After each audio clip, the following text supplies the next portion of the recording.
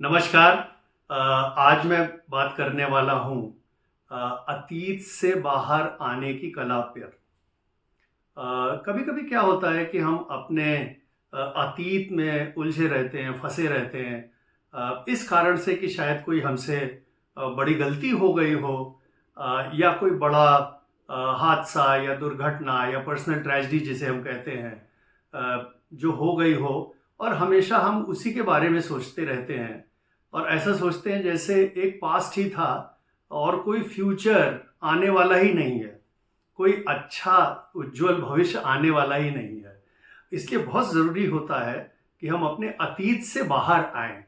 और मैं यहाँ बात करने वाला हूँ कैसे अतीत से बाहर आ सकते हैं। कुछ चीज़ें जो हमने प्रैक्टिस की है और मुझे उससे लाभ मिला है।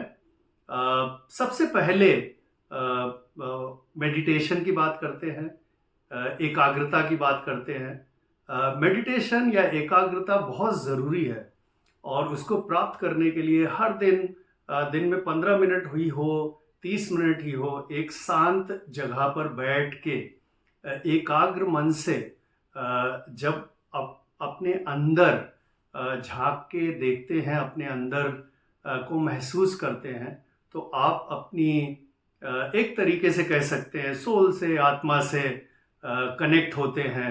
आप प्रेजेंट से कनेक्ट होते हैं और ये बहुत आपको दिन भर शांत रखता है, एकाग्र रखता है। ये तो पहली बात हो गई, पहली प्रैक्टिस जो मैं फॉलो करता हूँ। दूसरी है कैसे हम माइंडफुलनेस रखें, कैसे हम ये रखें कि हमेशा हम प्रेजेंट में रहें।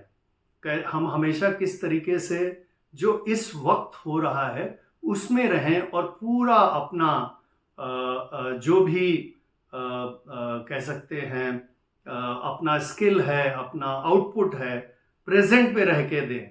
और ये बहुत इंपॉर्टेंट है क्योंकि अभी जो मैं बोल रहा था 30 सेकंड पहले, वो निकल चुका है, वो पास्ट है मेरे लिए। अब जो मैं बोल रहा हूँ इस वक्त, वो प्रेजेंट है। माइंडफुलनेस यही है कि हम अपने आप को हमेशा प्रेजेंट में रखें। मैं एक छोटी स्टोरी से इस वीडियो को एंड करूँगा। ये बहुत फेमस भिक्षुओं की कहानी है, ज़ेन स्टोरी जिसे हम कहते हैं, और शायद आप सबने भी इसके बारे में सुना होगा।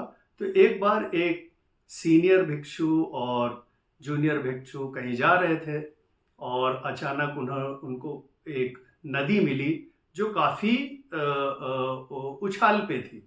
और वो जब उसको क्रॉस करने वाले थे तभी उन्होंने देखा एक सुंदर स्त्री वहाँ खड़ी थी और वो भी क्रॉस करना चाह रही थी। और उस स्त्री ने इनसे आग्रह किया कि आप प्लीज़ मुझे हेल्प कर दीजिए ये नदी क्रॉस करने में।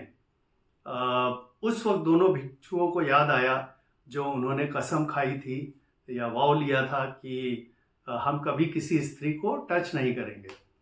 अब जो सीनियर भिक्षु थे उन्होंने तुरंत उस स्त्री को उठाया, नदी को क्रॉस किया और दूसरी तरफ उस स्त्री को रखा और आगे चल दिए।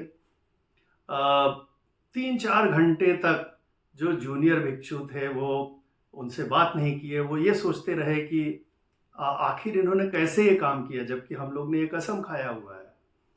1-4 घंटे के बाद या कुछ समय बीतने के बाद उन्होंने सीनियर भिक्षु से पूछा कि आपने उस स्त्री को कैसे उठाया, आपको याद नहीं है, आपको मालूम नहीं है कि हम लोग को ये नहीं करना चाहिए? तो सीनियर भिक्षु ने कहा कि मैं तो उस स्त्री को वहीं छोड़ाया, आप अभी भी अपने दिमाग में कैरी कर रहे हैं क्या? यही होता है माइंडफुलनेस, कैसे हम प्रेजेंट में रहें। अब आप सोचिए, जूनियर भिक्षु 4 घंटे तक उसी के बारे में सोचते रहे, जबकि सीनियर भिक्षु ने सोचा कि ये काम है, वहीं सही गलत जो भी है वहीं छोड़ा, ख़त्म किया। यही माइंडफुलनेस होता है। कभी कभी हम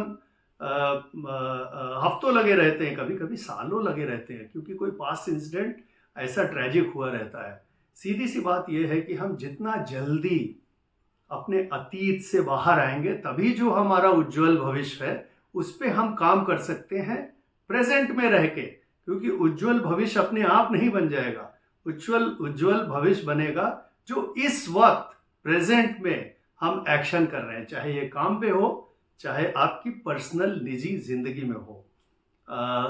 आई होप आपको ये 2 टिप कैसे अतीत से निकल के अपना उज्जवल भविष्य बनाएं उसमें हेल्प करेगा। मेडिटेशन और माइंडफुलनेस, एकाग्रता, और कैसे हम हमेशा उस प्रेजेंट समय में रहें और एक्शन लें। आपका बहुत बहुत धन्यवाद इस वीडियो को वॉच करने के लिए। आपका दिन उज्जवल हो।